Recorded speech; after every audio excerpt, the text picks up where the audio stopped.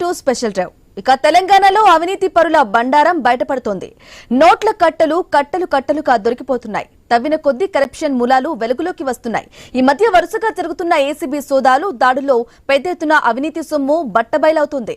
ప్రభుత్వ అధికారం పేరు చెప్పుకొని కోట్లకు కోట్లు సంపాదిస్తున్న అధికారులు ఏసీబీకి దొరికిపోతున్నారు. ఆస్తులు కూడా పెద్ద ఎత్తున కూడబెడుతున్నారు. తమ పేర్లపై ఉంటే ఎక్కడ దొరికిపోతామన్న భయంతో బినామీల పేర్లపై కోట్ల ఆస్తులు కొనేస్తున్నారు. ఒకవేళ దొరికినా మళ్లీ ఈజీగా బయటకు పడేందుకు ముందుగానే పక్కా ప్లాన్ చేసుకుంటున్నారన్న టాక్. ఇక ప్రభుత్వ ఆఫీసుల్లో సాగుతున్న అవినీతిపై స్పెషల్ ఫోకస్ పెట్టిన ఏసీబీ పెద్ద పెద్ద తిమ్మింగాలనే పట్టేస్తుంది. మొన్న హైదరాబాద్ శివారులోని నార్సింగి మున్సిపాలిటీ టౌన్ ప్లానింగ్ అధికారి మణిహారిక 4 లక్షల రూపాయలు లంచం తీసుకుంటూ ఏసీబీ అధికారులకు పట్టుబడింది. నార్సింగి మున్సిపాలిటీ పరిధిలోని మంచిచిరేవుల గ్రామానికి చెందిన వినోద్ అనే వ్యక్తి ఫ్లాట్ కి సంబంధించిన ఎల్ఆర్ఎస్ ను క్లియర్ చేయడానికి టౌన్ ప్లానింగ్ అధికారి మణిహారిక 10 లక్షలు డిమాండ్ చేసినట్లుగా తెలుస్తోంది. ఇక దీంతో బాధితుడు ఏసీబీని ఆశ్రయించి రెడ్ హ్యాండెడ్ గా పట్టించారు. ఆ తర్వాత మరో పెద్ద చేప వలకు చిక్కింది. ఇది ఏసీబీ చరిత్రలోనే పెద్ద సంచలనం. ఆదాయానికి మించిన ఆస్తుల కేసులో ఏసీబీ టీమ్స్ రైడ్ చేసింది. దక్షిణ డిస్కంలో ఏడీఈగా పనిచేస్తున్న అంబేద్కర్ ఇంటిపై సోదాలు నిర్వహించారు. ఓ బినామీ ఇంట్లో దాదాపు 2 కోట్లకు పైగా క్యాష్ దొరకడం సంచలనంగా మారింది. ఇబ్రహీం బాగ్ ఏడీఈ ఇరుగు అంబేద్కర్ తో పాటు బంధువులు, బినామీలకు చెందిన ఇల్లు, ఆఫీసుల్లో రైడ్స్ చేశారు. అటు అంబేద్కర్ సొంతూరు సూర్యాపేట జిల్లా హుజూర్ నగర్ లో కూడా తనిఖీలు జరిగాయి. ఇక ఉమ్మడి మెదక్, నల్గొండ జిల్లాలోనూ ఏకకాలంలో 10 చోట్ల సోదాలు జరిగాయి. అలాగే కొద్ది రోజుల క్రితం అంబేద్కర్ అక్రమార్జనపై ఏసీబీకి ఫిర్యాదులు వచ్చాయి. దీంతో విచారణ చేసిన ఏసీబీ పక్కా ఆధారాలతో ఈ సోదాలు నిర్వహించి కట్టల పాములను బయటకు తీసింది. ఇక ఇలా వీరిద్దరే కాదు, గతంలో కూడా చాలా మంది అవినీతి ఆరోపణలో పట్టుబడ్డారు. అయినా తీరు మారటం లేదన్న విమర్శలు ఉన్నాయి. జనాన్ని జలకల్లా పీల్చుకు తింటూ కోట్లకు పడగలేస్తున్నారు అవినీతి అధికారులు. అయితే ప్రజా సంక్షేమం కోసం పాటుపడాల్సిన అధికారులు సొంత ఆస్తులను పెంచుకోవడంపైనే దృష్టి పెట్టారన్న విమర్శ వస్తుంది. ఇలాంటి తవ్వకాలు చేపడితే ఇంకా పెద్ద పెద్ద తిమింగలాలే దొరుకుతాయన్న టాక్ వినిపిస్తోంది.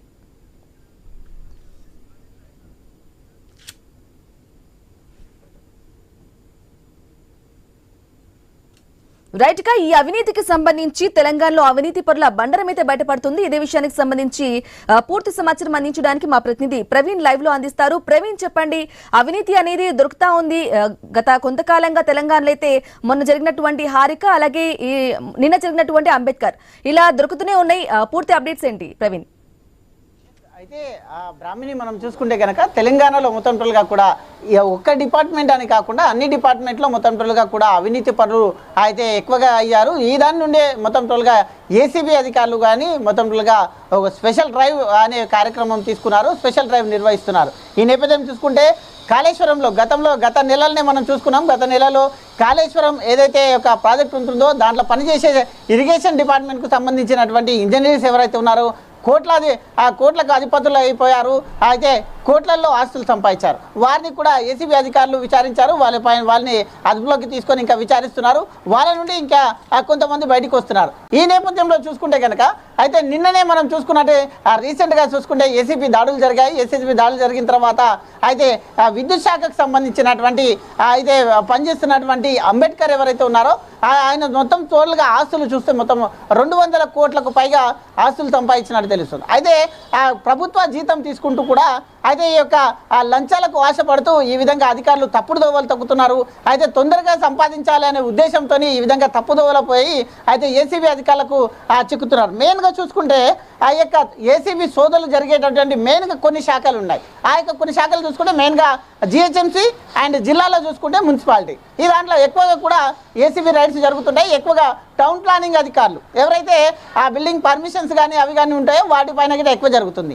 నెక్స్ట్ వచ్చేసి అయితే విద్యుత్ శాఖ. దీనికి కూడా కొంత పర్మిషన్స్ కొరకు కొన్ని హైదరాబాద్ సిటీలో చూసుకుంటే మాత్రం కొన్ని కంపెనీల అవసరాలు ఉంటాయి. కాబట్టి వాటి నుండి అయితే షాపింగ్ మాల్స్ నుండి వాటిని కొన్ని అయితే లంచాలు తీసుకుంటూ ఉంటారు, కొన్ని పర్మిషన్స్కు తీసుకుంటూ ఉంటారు. కాబట్టి నెక్స్ట్ చూసుకుంటే విద్యుత్ శాఖలో ఇది మొత్తంగా జరుగుతుంది. హైదరాబాద్లో చూసుకుంటే జిహెచ్ఎంసీలో భారీ ఎత్తున నడిచేది జిహెచ్ఎంసీలో. ఇటు ఇంజనీర్స్ ఉంటారు, ఎలక్ట్రికల్ డిపార్ట్మెంట్ కానీ మున్సిపాలిటీలో కానీ ఉండేటటువంటి వీళ్ళందరూ టౌన్ ప్లానింగ్ కానీ వీళ్ళందరికీ కూడా భారీగా అయితే అవినీతి తిమింగలాలని అధికారులు బయటకు తీస్తున్నారు. నెక్స్ట్ ఇంకా మెయిన్గా చూసుకుంటే సబ్ రిజిస్టార్ కార్యాలయంలో ఏదైతే రిజిస్టార్ కార్యాలయాలు ఉంటాయో వాటిపైన ఎక్కువగా నడుస్తుంటుంది. వాటిపైన అయితే తప్పుడు రిజిస్ట్రేషన్స్ చేసి వాళ్ళ దగ్గర వీళ్ళ దగ్గర మొత్తంగా కూడా ఇది ఎక్కువగా నడిచేది సబ్ రిజిస్టార్ కార్యాలయం.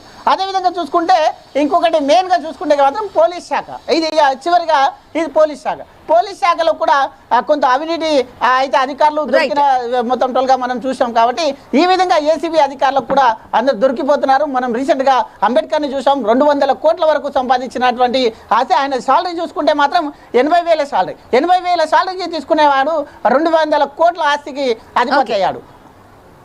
Okay right Praveen, thank you for the updates. Right గా ఇదే విషయానికి సంబంధించి తెలంగాణలో అవినీతి పరుల బండారమేటే బట్టబయలవుతోంది. నోట్ల కట్టలుగా దొరికిపోతున్నాయి. ఇదే విషయానికి సంబంధించి వారి అభిప్రాయాన్ని అలాగే విశ్లేషణను అందించడానికి మనతో పాటు ఉన్నారు ప్రముఖ రాజకీయ విశ్లేషకులు బండారు రామ్మోహన్ రావు గారు, అలాగే మరో రాజకీయ విశ్లేషకులు మన్యం కోటేశ్వరరావు కూడా మనకు అందుబాటులో ఉన్నారు. ముందుగా బండారు రామ్మోహన్ రావు గారు, మీ దగ్గర నుంచి మొదలు పెడదాం. నమస్కారం అండి. బ్రాహ్మణి నమస్కారం. ఎస్ మీకు కోటేశ్వరరావు గారు కూడా. ఎస్ అండి బండారు గారు, అసలు ఏం జరుగుతుంది అనుకోవాలి? నిన్నటి చూసుకున్నట్టే ఏడి అంబేద్కర్ అయితే 200 కోట్ల రూపాయలతో అవినీతి బయటపడింది. అవినీతితో ఏకంగా అంత మొత్తంలో కూడా బయటపడింది. అలాగే ఈ మధ్య కాలంలో తమ పేర్ల మీద కాకుండా బినామీ పేర్ల మీద అయితే జరుగుతుంది ఇదంతా అనేది ఒక వాదన అయితే కొనసాగుతుంది. అలాగే వాళ్ళ అంటే బినామీ సైడ్ జరిగినప్పటికీ కూడా వాళ్ళ పేర్లు కాకుండా వీళ్ళ పేర్లు ఉండడం, అలాగే ఈజీగా బయటకు రావచ్చు అనే టాక్ కూడా వినిపిస్తుంది అనేది మొదటగా వినిపిస్తుంది. దీనిపై మీ విశ్లేషణ, మీ అభిప్రాయం ఏంటి రామ్మోహన్ రావు గారు? గారు మీకు కోటేశ్వరరావు గారు నమస్కారం. అన్ని ప్రేక్షకులకు కూడా. ఇక్కడ ఎందుకు అలా లేడని సందేహం వలదు చక్రి సర్వోపగతుందని ప్రహ్లాదుడు పద్యం పడతాడు. ఏ శాఖ లేదు, ఆ పేరు కూడా తెలవడం నాకు ఇష్టం అనిపిస్తలేదు. కొంచెం భావోద్వేగం అనుకున్నా సరే గానీ అంబేద్కర్ అనే మంచి పేరు పెట్టుకొని గాంధీ, అంబేద్కర్, నెహ్రూ, జయప్రకాష్ నారాయణ అట్లాంటి పేర్లు పెట్టుకొని ఇట్లాంటి పనులు చేస్తున్నారు. నిజంగా ఆ పేర్లకే కళంకం అంటారు. ఎందుకంటే ఆదాయానికి మించిన ఆస్తుల కేసులో ఇది మొదటిది కాదు, ఇది కొస కాదు. మేము 20 ఏళ్ల క్రితం ఒకసారి లోక్సత్తా ఉద్యమ సంస్థ నుంచి ఒక ప్రజా బ్యాలెట్ పెట్టాం. దానిలో ఏ ప్రభుత్వ శాఖలో అవినీతి ఎక్కువగా ఉంది అని పెట్టాం.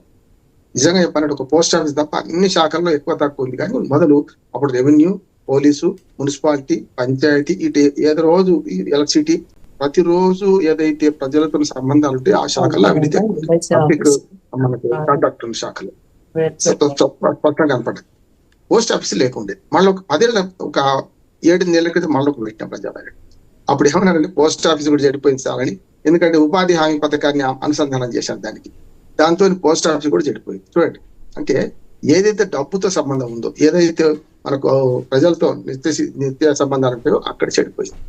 ఈ మధ్యన మళ్ళీ పెడదామని నా మిత్రుడు రామ్మోహన్ రావు గారు, మీరు చాలా అమాయకులు, అసలు ఏ శాఖలో లేదు చెప్పండి అవినీతి అన్నాడు. నిజమే కదా, ఏ శాఖలో లేదు. పోస్ట్ ఆఫీస్ కూడా ఫస్ట్ పడిపోయింది. అందుకని ఏ శాఖలో అవినీతి లేకుండా లేదు. కానీ దీనికి చట్టాలు ఉన్నాయి కదా అంటున్నాను. ఇప్పుడు ఇక్కడ ఏసీబీ దాడి చేసింది ఎందుకు? ఆదాయానికి మించిన ఆస్తులు ఉన్నాయని దాడి చేసింది కదా. మీరు ఒక్కటే కాదు, దొరికితే దొంగ, దొరకకపోతే దొర బ్రాహ్మణి. కనుక రేవంత్ రెడ్డి గారు సాక్షాత్ మన రాష్ట్ర ముఖ్యమంత్రి మొన్న ఏమన్నాడంటే, ఇరిగేషన్ శాఖలో కనుక కాళేశ్వరం ఇరిగేషన్ శాఖ మాట్లాడుతూ, ఇరిగేషన్ శాఖలో కనుక మేము కాళేశ్వరం అవినీతి పనులు చిట్టాలు ఇస్తే సగం కంటే ఎక్కువ ఇరిగేషన్ శాఖ ఖాళీ అయిపోతున్నాడు. అందరికీ తెలిసిన సత్యమే. ఇవి రేవంత్ రెడ్డి ఒకరికి పరిమితం కానీ, అంతకుముందు రెవెన్యూ శాఖ గురించి మాట్లాడుతూ కేసీఆర్ గారు ఏమన్నారు? వాటి మాజీ ముఖ్యమంత్రి, ఆనాడు ముఖ్యమంత్రి, రెవెన్యూ శాఖలో అవినీతి పనులు పూర్తిగా ఉన్నాను, నిండిపోయింది అవినీతితో, తీసేస్తున్నా అన్నాడు. ఆయన ఎలకలు ఉన్నాయని ఇల్లు దగ్గర పెట్టాడు, రెవెన్యూ శాఖ నాశనం చేశాడు. ఎన్టీ రామారావు పటేల్ పట్వారీ వ్యవస్థ నుంచి తీసేసింది మొదలు పెడితే పీడలే కావచ్చు, వ్యవస్థ తీసేయడం ఈజీగా, నిర్మాణం కరెక్ట్ కాదంత, నిర్మాణం మన చేయలేని దానికి మంచి ఉదాహరణ ఇవన్నీ కూడా. అంటే కేసీఆర్ గారు కూడా ఏమన్నారు, రెవెన్యూ శాఖలో అవినీతి ఉంది కనుక ఇవన్నీ వీళ్ళకి కింది స్థాయి ఉద్యోగులందరూ తీసేస్తున్నారు. అది పరిష్కారం కాదు కదా. సగం ఇరిగేషన్ శాఖ ఉద్యోగులు తీసేసినా పరిష్కారం కాదు, లేకపోతే రెవెన్యూ శాఖ మొత్తం రద్దు చేసినా పరిష్కారం కాదు. పరిష్కారం ఎక్కడుందంటే, మనకు ఆదాయానికి మించిన ఆస్తులు ఎట్లా తయారవుతున్నాయంటే చట్టంలో ఉన్న లొసుగుని వాడుకుంటున్నారు, చట్టాన్ని పాటిస్తలేరు. ఉదాహరణకు ప్రతి ప్రభుత్వ ఉద్యోగమ్మ ప్రతి సంవత్సరము వాళ్ళ శాఖాధిపతులకు వాళ్ళు ఏం చేయాలంటే తమ ఆదాయాలు, ఆస్తులు వివరించాలి. ఇప్పుడు ఈయన అంబేద్కర్ అంటే ఆయన 28 ఏళ్ళు నుంచి 30 సుమారు 3 దశాబ్దాల నుంచి ఉద్యోగంలో ఉన్నాడు. ఒక్క నాన్నని అఫిడవిట్ ఇచ్చిండ్రా, ఒక్క నాన్నని పై అధికారులకు ఇచ్చిండ్రా? అందరూ దొంగలే, సమస్య లేదు ఇక్కడ. ఇప్పుడు ఆయన పట్టుకున్నారు కనుక దొంగ అంటున్నారు కానీ ఆ మధ్యన 10 కోట్లు 20 కోట్లు మనకు మున్సిపాలిటీ వాళ్ళు పట్టుకుంటే వచ్చింది. ఒక మాట చెప్పి ముగిస్తానమ్మా. ఆదాయానికి మించిన ఆస్తుల విషయంలో పట్టుకుంటున్నారు కానీ వీళ్ళు రోజు సంవత్సరం వారి రూల్స్ ఏదైతే పాటించారో అది చేయకపోవడం పై అధికారులు కారణం కదా. 3 రోజుల్లో తిరిగి వచ్చి లూప్ లైన్ లో పెడితే ఏది ఆయన తీసుకెళ్లి అటాచ్ చేస్తే ఇంకొక మాట చెప్పి ముగిస్తారు. రాజకీయ నాయకులు కూడా ఈ నిబంధనలు వర్తిస్తాయి. ప్రతి ఎమ్మెల్యే ఎంపీ గాని అక్కడ ఎంపీ అయితే లోక్సభ స్పీకర్, ఇక్కడ స్పీకర్ ప్రతి సంవత్సరం వాళ్ళు ఆదాయానికి వాళ్ళ ఆదాయాలు ఆస్తులు వెల్లడించాలి. అది లేదు కదా. అందుకని ప్రభుత్వాలను అందరికీ తెలుసు వీళ్ళ అవినీతి పనులని 100కి 90 మంది పోతారమ్మా. 10 మంది నిజాయితీ పనున్నారు. వాళ్ళకేమో ప్రోత్సాహం లేదు, చెడుకు శిక్ష లేదు, మంచికి ప్రోత్సాహం లేదు. ఓకే బండారు గారు, అలాగే మన్యం కోటేశ్వరరావు గారు మీరు చెప్పండి, అసలు ప్రభుత్వ పదవులు ప్రజలకు సేవ చేయడానికా లేకుంటే ఇలా సొంత ఆస్తులు కూడబెట్టుకోవడానికి అనుకోవాలంటారా? మీ అభిప్రాయం ఏంటి? ప్రభుత్వ పదవులు అంటే 2 రకాలు. పార్టీలకు చెందినటువంటి పాలకులు, ప్రజాప్రతినిధులు ఒకటి. రెండవది అధికార యంత్రాంగం, అందులో కూడా ఉన్నతాధికారులు, సిబ్బంది, దానిలో కూడా మళ్ళీ దిగువ స్థాయి కార్మికుల స్థాయిలో ఉండేటువంటి సిబ్బంది, ఇట్లా రకరకాలుగా ఉంటారు. వీళ్ళందరూ కూడా ఇవాళ మొత్తంగా చూసినప్పుడు మనం చూసాం, కాళేశ్వరం ప్రాజెక్టులో పనిచేసినటువంటి ఇంజనీర్లు ఎంత పెద్ద మొత్తంలో అక్రమంగా సంపాదించారో దాడుల్లో బయటపడింది. ఇప్పుడు సర్వీస్ లో ఉన్నటువంటి వాళ్ళు ఏ విధమైనటువంటి అక్రమార్జనలకి పాల్పడుతున్నారో కూడా మనకి కనిపిస్తా ఉంది. నిజానికి ఇది టిప్ ఆఫ్ ఐస్బర్గ్ అంటారు. అంటే మనకి కనిపించేటువంటిది చాలా ఒక చిన్న కొంతమంది మాత్రమే, కానీ అసలైనటువంటి దొంగలు అనేక మంది కనపట్లేదు. ఇప్పుడు రామ్మోహన్ రావు గారు చెప్పినట్టు ప్రతి ఏడాది మీ ఆస్తులు ఎంత లేకపోతే అనేటువంటిది, లేదా మీకు ఏదన్నా మీరు అదనంగా సంపాదిస్తే ఏం సంపాదించారు ఏమిటనేటువంటిది మరి ఉన్నతాధికారులుగా ఉన్నటువంటి వాళ్ళు దిగువ స్థాయి సిబ్బందిని ఎందుకు ప్రశ్నించడం లేదు? ఇప్పుడు ఉదాహరణకు అంబేద్కర్ గారు ఉన్నారు, లేకపోతే మణిహారిక గారు ఉన్నారు. వాళ్ళ గురించి మరి మీ ఆస్తులు ఏమిటి, ఈ ఏడాది ఆస్తులు ఏమిటి, గత ఏడాది ఆస్తులు ఏమిటి, ఇప్పుడు ఇంత ఎలా పెరిగింది అనేటువంటిది మరి డిపార్ట్మెంట్ లోనే ఉన్నత స్థాయి అధికారులు చెక్ చేసి ఉంటే సగం వరకు కొంత కంట్రోల్ ఉంటుంది. వాళ్ళకు కూడా తప్పించుకోవచ్చు. ఇప్పుడు బినామీలు అంటున్నారు, బినామీలుగా ఉన్నటువంటి వాళ్ళ ఆస్తుల గురించి వీళ్ళు ఇవ్వరు. కానీ మరి బినామీలుగా పెట్టినటువంటి వాళ్ళ ఆస్తుల గురించి ఎవరు చేయాలి, దానికి అవసరమైనటువంటి యంత్రాంగం ఏమిటి అనేటువంటిది చూడాలి. ఇప్పుడు బినామీ ఆస్తులు లేదా బినామీ కొనుగోళ్లు అనేటువంటిది పెద్ద సమస్యగా మారింది. ఒక ప్రభుత్వ ఉద్యోగుల్లోనే కాదు, రాజకీయ నాయకులు కావచ్చు, లేకపోతే ఇతరత్ర వాణిజ్య పారిశ్రామికవేత్తలుగా ఉన్నటువంటి వాళ్ళు కావచ్చు, పన్నులు తప్పించుకోవడానికి లేదా ఇతరత్ర దాచుకోవడానికి బ్లాక్ మనీని బినామీలు అనేటువంటివి ప్రత్యేకిస్తున్నాయి. మరి ఈ సమస్యను, ఇది ఒక తెలంగాణ సమస్య కాదు, లేకపోతే హైదరాబాద్ లో ఉన్నటువంటి సమస్య కాదు, దేశవ్యాప్తంగా రోజు రోజుకి పెరుగుతున్నటువంటి సమస్యను అరికట్టడానికి మరి కేంద్ర ప్రభుత్వం కానీ రాష్ట్ర ప్రభుత్వాలు కానీ అవసరమైనటువంటి నూతన విధానాలు లేదా నూతన పద్ధతులు, ఇలాంటి అవినీతి పనులను పట్టుకోవడానికి నూతన పద్ధతుల గురించి ఎప్పుడైనా శ్రద్ధ పెట్టి చూసారా అంటే ఎక్కడ కనపడలేదు. అందువల్ల ఏసీపీ దాడులు అనేటువంటివి కూడా అరాకొరా జరగటం తప్ప, నిజానికి ఏసీపీ దాడులు జరిగేట్లయితే ఇప్పుడున్నటువంటి సిబ్బంది కానీ వాళ్ళకు ఉన్నటువంటి సమయం కానీ ఏమాత్రం చాలు. ప్రతి ఉన్నతాధికారి లేదా ప్రతి మధ్యతరగతి అధికారి, ఇంకా దిగువ స్థాయిలో ఉన్నటువంటి కొంతమంది సిబ్బంది, మొత్తం అని కాదు కానీ అత్యధికులు అవినీతి పరులుగా, ముఖ్యంగా కొన్ని డిపార్ట్మెంట్లో అది విచ్చలవిడిగా సాగుతుందనేటువంటి. కోటేశ్వరరావు గారు, అయితే ఏకంగా 200 కోట్ల రూపాయల అవినీతి అంటే మామూలు విషయం కాదు, అది కూడా రాజకీయ సపోర్ట్ ఖచ్చితంగా ఉంటుంది అనేది మరో వాదన. మరి దీనిపై ఏమంటారు? డెఫినెట్ గా ఉంటుంది. ఇప్పుడు ఉన్నతాధికారులుగా ఉన్నటువంటి వాళ్ళకి రాజకీయ నాయకులకి మధ్య అవినాభావ సంబంధం ఉంటుంది. ఇప్పుడు 2 తెలుగు రాష్ట్రాల్లో యూరియా అనేటువంటిది ఒక ప్రధాన సమస్యగా ఉంది. అనేక ప్రాంతాల నుంచి వస్తున్నటువంటి రిపోర్ట్స్ ఏమిటి, యూరియా డీలర్లుగా ఉన్నటువంటి వాళ్ళు రాజకీయ నాయకులు, రాజకీయ పార్టీల ప్రతినిధులుగా ఉన్నటువంటి వాళ్ళు కుమ్మక్కయ్యి బ్లాక్ మార్కెట్ లో అమ్ముతున్నారు. అంటే వీడికి కొంత, వ్యాపారికి కొంత, వాడికి రక్షణ కల్పించేటువంటి రాజకీయ నాయకుడికి ఎమ్మెల్యేనా లేకపోతే ఇతర ప్రజాప్రతినిధి ఎవరు ఏమిటనేటువంటిది అది వేరే అంశం. అందువల్ల అన్ని రంగాల్లో కనిపిస్తూ ఉంది. ఇప్పుడు యూరియాను బ్లాక్ మార్కెటింగ్ చేయడంలో కూడా ఎవడి లబ్ధి వాడు చూసుకుంటున్నాడు తప్ప రైతులు అన్యాయం అయిపోతున్నారు. గతంలో ఎప్పుడు ఈ విధమైనటువంటి పరిస్థితి ఎప్పుడు మనం కనపడలేదు. అదేవిధంగా ఇప్పుడు మన పీడిఎస్ ద్వారా ఉచితంగా ఇచ్చేటువంటి బియ్యాన్ని అక్రమార్కులు తరలించడంలో మిల్లర్లు, డీలర్లు, అట్ ది సేమ్ టైము పౌర సరఫరాల శాఖలో ఉన్నటువంటి అధికారులు, రాజకీయ నాయకులు, ఈ మూడు కుమ్మక్క అనేటువంటిది పెద్ద ఎత్తున సాగుతూ ఉంది. అందుకని ప్రతిదాన్ని ఆదాయ వనరుగా మార్చుకోవడంలో రాజకీయ నాయకులు కూడా గతంతో పోలిస్తే ప్రతి దానిలో వేలు పెడుతున్నారు. ప్రతిదీ మాకు అనుసంధానంలో జరగాలనేటువంటి దాన్ని హుకుంగా జారీ చేస్తున్నారు 2 తెలుగు రాష్ట్రాల్లో. ఏ పార్టీ అధికారంలో ఉందనేటువంటి ఏ పార్టీ అధికారంలో ఉన్నా అదే జరుగుతాం. ఓకే కోటేశ్వరరావు గారు, ఓకేనండి. అలాగే బండారు రామ్మోహన్ రావు గారు, ఇక చివరిగా చెప్పండి, అంతా అంటే అన్ని రోజులు కొన్ని రోజులు ఈ హడావిడి అనేది నడుస్తుంది, మళ్ళీ ఏసీబీ రైట్స్ వచ్చినప్పుడు మళ్ళీ మొదట వస్తుంది, తర్వాత మళ్ళీ మర్చిపోతారు, అంత మామూలు, ఇది జరుగుతూనే ఉంటుంది అనేది మరో వాదన. మరి దీనిపై ఏమంటారు?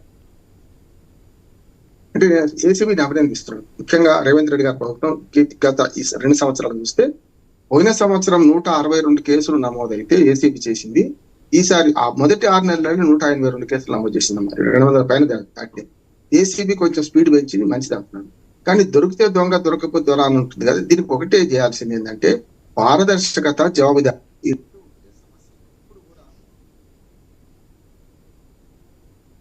ఎప్పుడు కూడా గుప్పిట మూసింటే ఏం తెలియదమ్మా. ఇప్పుడు ఏమిందంటే అవినీతిని ఇట్లా మనం వట్టేటి పట్టుకుంటే ఏసీబీ పట్టిస్తే లాభం లేదు. మొదటి అవినీతి నిర్మూలనకు 2 మార్గాలు. ఒకటేమో పాలనలో పారదర్శకత రావాలి, జవాబుదారితం, ట్రాన్స్పరెన్సీ అంటాం, అకౌంటబిలిటీ అంటాం. ఈ 2 కూడా వివక్ష అంటే అక్కడ విచక్షణ అధికారం తీసేస్తే అవినీతి చాలా పోతుంది.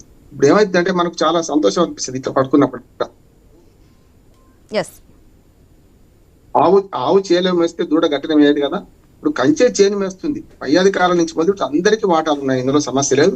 ఏ ప్రభుత్వం వచ్చినా కోటేశ్వరరావు గారు అన్నట్టు పంచుకుంటున్నారు తప్ప ఇంకోటి ఏం లేదు, పంచుకుని తింటున్నారు, అంతకని ఏం లేదు. దీని నిర్మూలనకు, అవినీతి నిర్మూలనకు మంచి చట్టం రావాలి. వాళ్ళ ఆస్తులు జప్తు కావాలి. ఆస్తుల జప్తు వస్తే తప్ప సాధ్యం కాదు. సంపాదించుకున్న ఆస్తిని మళ్ళీ పెళ్ళాం పిల్లలు వాళ్ళందరికీ పంచుతున్నారు కదా. అట్లా కాకుండా పెళ్ళాం పిల్లలు మాట అంటున్నాడు, కుటుంబం కూడా రోడ్డు మీద పడే పరిస్థితి వస్తుంది. మీ ఆస్తులు మొత్తం జప్తు అయితే ఆయన వచ్చినప్పుడు మాత్రమే స్పష్టంగా జరుగుతుంది. అవినీతి నిరోధక చట్టంలో ఈ మార్పు తీసుకురావాలి. వాళ్ళ ఆస్తులు జప్తు చేయాలి, మొత్తం అంత ప్రభుత్వం తీసుకోవాలి, ఒక్క రూపాయి కూడా మిగలకుండా చేసుకోవాలి. అప్పుడు మాత్రం దారికి వస్తాం. కఠినమైన శిక్షలు లేకుండా, కఠినమైన దండన లేకుండా ఇది సాధ్యం కాదు. మంత్రాలకు సింతకాలు రాలేదు. కాకపోతే ఏంటంటే రాజకీయము, అధికారం 2 కలిసినాయి కనుక వీళ్ళు దొంగలు ఊళ్ళు పంచుకుంటున్నారు, అంతకంటే ఏం లేదు. Okay right. అలాగే కోటేశ్వరరావు గారు, ఇక చివరిగా చెప్పండి, మొత్తం ఈ అవినీతి అనేది అంతమవ్వాలి అంటే గనక ఒకేసారి అవ్వదు, కాకపోతే స్లోగా జరగాలి అంటే గనక ఏం చేయాలంటారు? కఠిన చట్టాలు ఒకటే మార్గం అంటారా? ఇప్పుడు ఉదాహరణకు ఎల్ఆర్ఎస్ వ్యవహారంలో మణికర్ణిక మణిహారిక గారు ఆమె దొరికిపోయారు. దానిలో సాఫ్ట్వేర్ లో మార్పు చేయాల్సినటువంటి అవసరం ఉంది. ఒకసారి ఎల్ఆర్ఎస్ ని ఆమోదించాలా లేదా, పారామీటర్స్ అన్ని సరిగ్గా ఉన్నాయా లేదా అనేటువంటిది ఆ సైట్ లో పెట్టేటప్పుడే చూసుకోవాలి. ఒకసారి పెట్టిన తర్వాత, అమౌంట్ కట్టిన తర్వాత అది ఆటోమేటిక్ గా దానికి రాటిఫై చేయాల్సినటువంటి బాధ్యత అధికార యంత్రాంగం మీద ఉంటుంది. ఒకవేళ చేయకపోయేట్లయితే ఇన్ని రోజుల లోపల దీన్ని డిస్పోజ్ చేయాలి అనేటువంటి నిబంధన పెట్టాలి. ఒకవేళ అది కనుక లేకపోయేట్లయితే ఆటోమేటిక్ గా అది అంగీకరించినట్లే అనేటువంటి దాంతో ఒక సర్టిఫికేట్ జారీ చేసేటువంటి సాఫ్ట్వేర్ ని కనుక పెట్టేట్లయితే ఈ విధమైనటువంటి అవినీతి జరిగేటువంటి అవకాశం ఉండదు. అందుకని ఇప్పుడు ఆన్లైన్ లో వస్తున్నటువంటి అంశాలు, సాఫ్ట్వేర్లు కావచ్చు, లేదా ఇతరత్ర అనేక లూప్ హోల్స్ అరికట్టడానికి అవసరమైనటువంటి మార్గాలని సూచించడానికి అనేక మంది నిపుణులు ఉన్నారు. అలాంటి వాళ్ళందరినీ కూడా సమీకరించి సలహాలు తీసుకొని ఆ విధంగా సాధ్యమైన మేరకు ఆన్లైన్ లో జరిగేటువంటి వాటిని యథాతథంగా చేసే విధంగా, లేదా విచక్షణ అధికారం అంటే దాన్ని కనుక చూసేట్లయితే దానికి సంబంధించి పర్యవేక్షణ పటిష్టంగా ఉండే విధంగా చూడాల్సినటువంటి అవసరం ఉంది. అప్పుడు చాలా కేసుల్లో ఈ విధమైనటువంటి లోపాలు లేదా అక్రమాలు నివారించబడతాయనేది చెప్పుకోవచ్చు. ఓకే రైట్ కోటేశ్వరరావు గారు, అలాగే బండారు రామ్మోహన్ రావు గారు, థ్యాంక్ యూ అండి లైవ్ లో జాయిన్ అయ్యి మీ అభిప్రాయాన్ని విశ్లేషణ తెలియజేసినందుకు. అలాగే మన్యం కోటేశ్వరరావు గారు, మీకు కూడా థ్యాంక్ యూ అండి.